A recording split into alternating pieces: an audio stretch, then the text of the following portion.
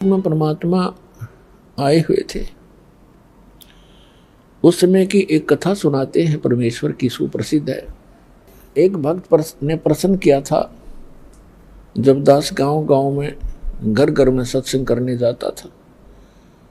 उसने सत्संग सुनने से पहले कहा, जी मैं रामायण को बहुत अच्छी तरह पढ़ता हूँ और गहनता से उसका अध्ययन करता हूँ।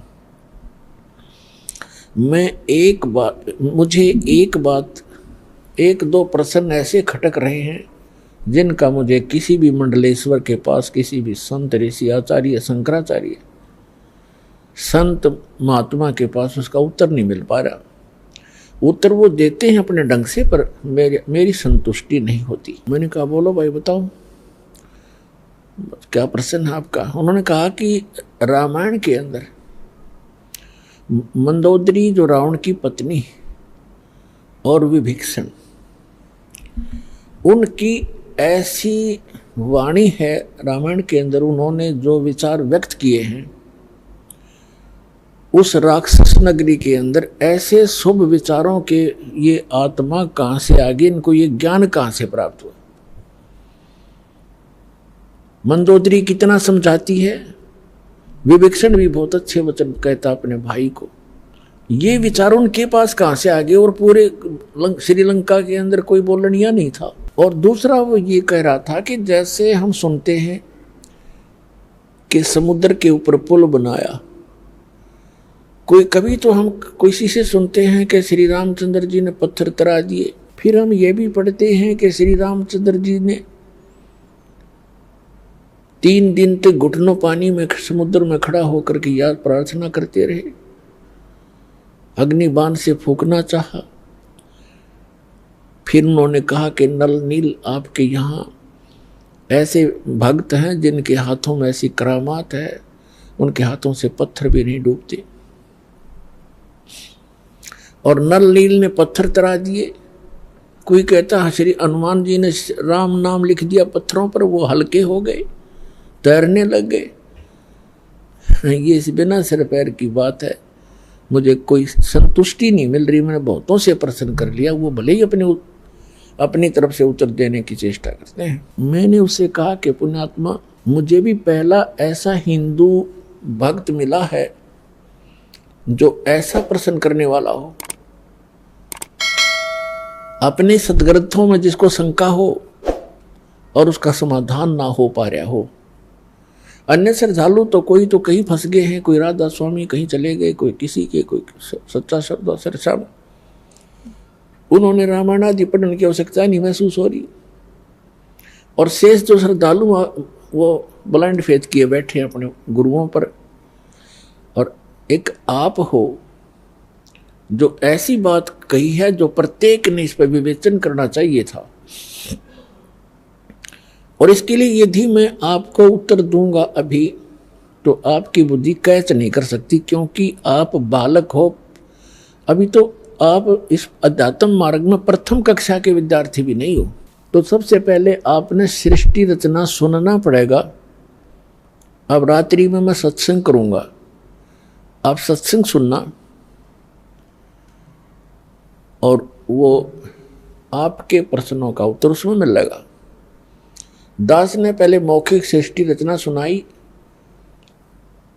और उसको ऐसा लगा जैसे ये दंत कथा, लोक वेद बनावटी सी कहानी है।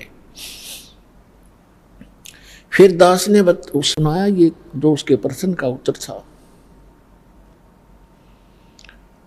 तो उसके वो कथा आपको भी सुनाता हूं। जिस समय परमात्मा स्वयं मुनिंदर नाम से प्रकट थे,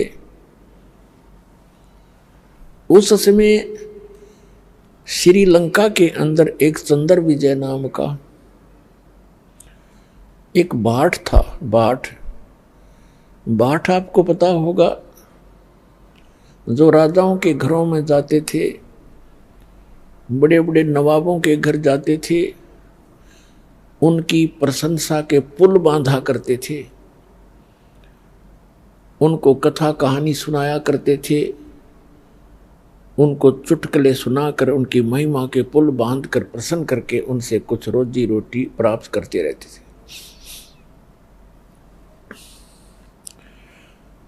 वो चंद्र विजय नाम का एक भाट था। उसके घर में पुत्र पुत्रियां और पुत्र वधू कुल मिलाकर 16 सदस्य थे। परमात्मा कहते हैं, 100 छल छिद्र मैं करूं अपने जन के काज, गोता मारूं स्वर्ग में जा बैठूं पाताल। गरीबदास जी वर्णन कर रहे हैं परमात्मा की महिमा को। गरीबदास ढूंढता फिरूं अपने हीरे मोती लाल। तो परमात्मा एक साधु रूप में चंद्र विजय जिस रास्ते से सुबह सुबह सैर सपट्टे को जाता था, उस मार्ग में एक वृक्ष के नीचे बैठ गए।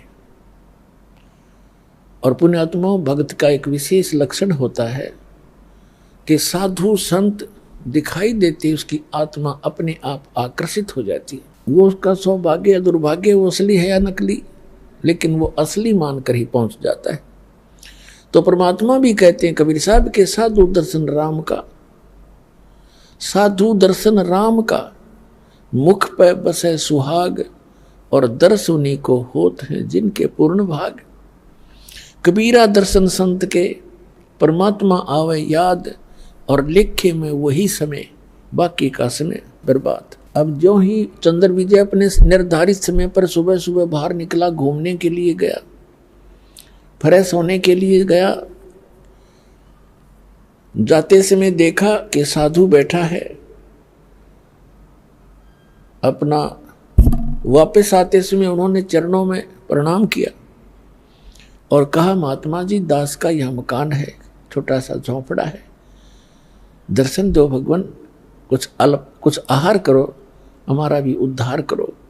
परमात्मा तो गए उसी विषय में थे। परमात्मा ने कहा कि भाई, मैं ऐसा वैसा संत नहीं हूं, मेरे कुछ नियम हैं, मर्यादाएं हैं, उनको यदि तू पालन करेगा तो मैं चल सकता हूं तेरे घर पे। करबद्ध होकर के चंद्र विजय भाट ने कहा कि हुक्म करो परवरदिगार, क्या नियम है, क्या आदेश है आपका? संभव कोशिश करूंगा, जितना भी संभव मेरे से हो सकेगा। परमात्मा ने कहा कि जो मेरा भक्त हो जाता है, उपदेश दीक्षा ले लेता है, मेरा शिष्य बनता है, मैं उसी के घर जाता हूं, ऐसे वैसे व्यक्ति के, अनुपदेशी के घर में आहार नहीं करता।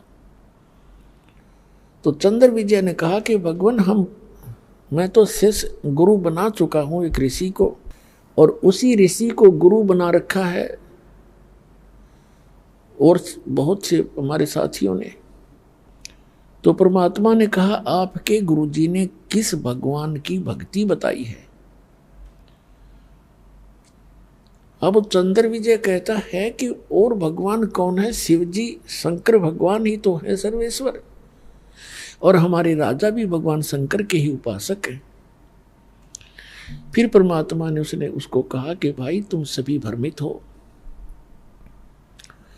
ये शंकर भगवान नहीं है, ये एक देव है, और ये 3 देव एक जैसी ही शक्ति वाले हैं। श्री ब्रह्मा जी रजगुण, श्री विष्णु जी सतगुण, श्री शंकर जी तमोगुण। जैसे एक प्रांत, आजकल के दृष्टिकोण से अवतार समझाएगा, जैसे एक प्रांत में 3 मिनिस्टर होते हैं, मंत्री, तो उन मंत्रियों का एक जैसा ही रैंक होता है, एक जैसी पावर होती है, एक जैसे ही वो एमएलए से होते हैं, लेकिन उनके विभागों में अंतर होने से थोड़ी सी वैल्यू उनकी घट बढ़ जाती है, वो अलग बात है।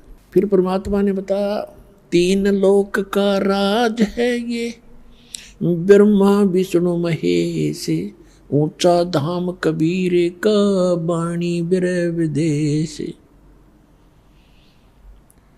3 देव की जो करते भक्ति, उनकी कदे ना होए मुक्ति। गुण 3 की भक्ति में ये भूल पड़ो संसार, कहे कबीर निज नाम बिना कैसे उतरो पार।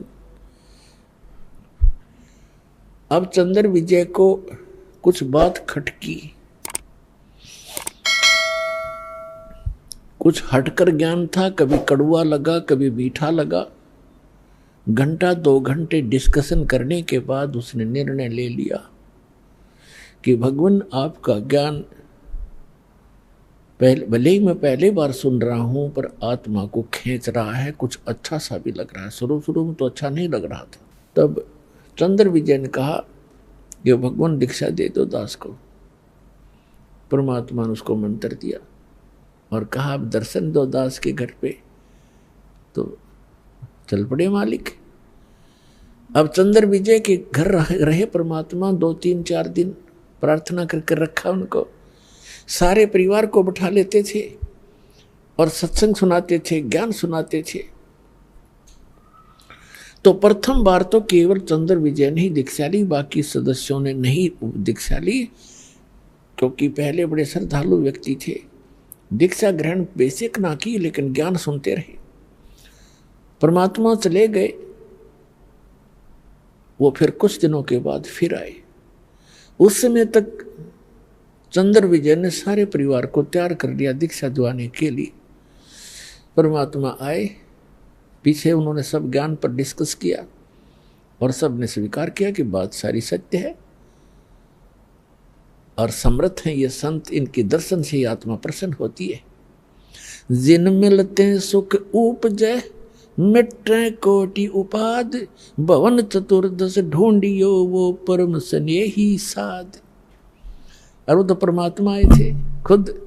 उन सब ने दीक्षा ले ली। पूरे चंद्र विजय भाट के 16 के 16 सदस्य दीक्षित हो गए।